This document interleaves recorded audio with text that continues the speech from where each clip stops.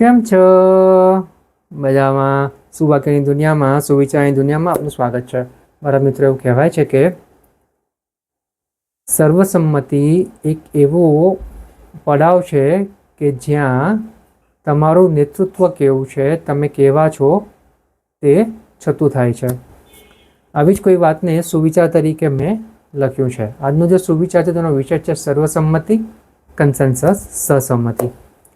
મેં લખ્યું છે કે સર્વસંમતિ, સહસંમતિ એક એવો પડાવ છે, એક એવું સાધન છે કે જેના દ્વારા તમે તમારા નેતૃત્વના ગુણને ચકાસી શકો છો. મારા મિત્રો, વાત ખૂબ જ સીધી છે, ખૂબ જ સરળ છે, એટલી જ મહત્ત્વની છે. અહીંયા જે વાત છે તે સર્વસંમતિ સાથે નેતૃત્વના ગુણની છે. જો આ વાત ઉપર આપણે વિચાર કરીએ અને કામ કરવાનું નિર્ધાર કરીએ તો જ્યારે આપણું ચારિત્ર સારું હોય છે, જ્યારે આપણા વિચારો સારા હોય છે, જ્યારે આપણે બીજા લોકો માટે કંઈ સારું અને સાચું કરવાનો પ્રયાસ કરવાનો ચાલુ કરીએ છીએ, ત્યારે આપણું ચારિત્ર ખરેખર નિખરે છે.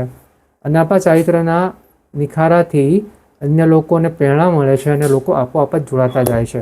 એટલે અહીંયા જે નેતૃત્વની વાત છે તે કોઈ કંપનીમાં કામ કરનાર લીડરશિપ માટેની કે પર્સનલ લાઈફમાં જે પણ મટીરિયલ થિંગ છે તે બધા માટેની એકલી જ નથી, પણ જીવનને સુધારવા માટેની પણ એટલી જ મહત્ત્વની વાત છે. એટલે વાત ફક્ત એટલે જ છે કે જો આપણે સાચા અર્થમાં સર્વસંમતિ માગતા હોઈએ, ઈચ્છતા હોઈએ, તો તેની શરૂઆત આપણા જાતેથી જ કરવી પડશે. પોતાને સર્વસંમતિ આપવી પડશે. એટલે આપણે જે કંઈ સારું સાચું કરવું છે તે સૌથી પહેલાં આપણે કરવું પડશે, બીજા માટે પ્રેરણા બનવું પડશે. અને જ્યારે જ્યારે આપણું ચારિત્ર નિખરતું જશે, લોકો આપોઆપ જ જોડાતા જશે, આપોઆપ સર્વસંમતિ મળશે. જ્યાં સર્વસંમતિ હોય છે ત્યાં નેતાગીરી, નેતૃત્વ આપોઆપ જ નિખરે છે.